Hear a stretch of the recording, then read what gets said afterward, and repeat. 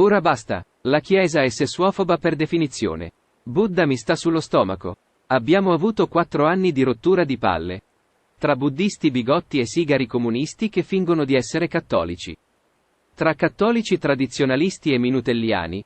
Tra cionciani esaltati ed induisti torinesi. Tra fascisti filosofi e cattolici repressi sessualmente. Siamo davvero messi male in Italia. Basta. È l'ora di finirla. L'Italia è e deve restare uno stato laico. Buddha mi sta sui coglioni. Minutella è un guru pazzoide, bigotto e castrato mentalmente. Bergoglio mi fa vomitare ed è uno stronzo. Il karma sto cazzo. 100 giorni da coglioni. Fanculo anche agli induisti. Specialmente se piemontesi. Voglio vivere senza dover dar contro a nessun dio.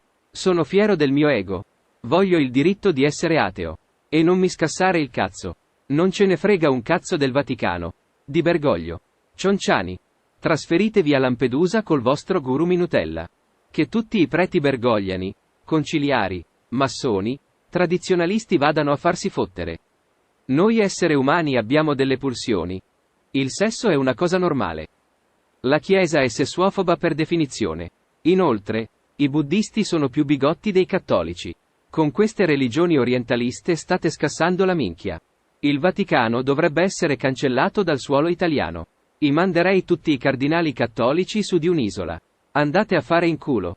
Viva la libertà religiosa. Anche quella di credere a nulla. Sono ateo e voglio restare tale. Fanculo anche al karma. Viva l'ego e abbasso i buddisti, i cattolici ed i fascisti.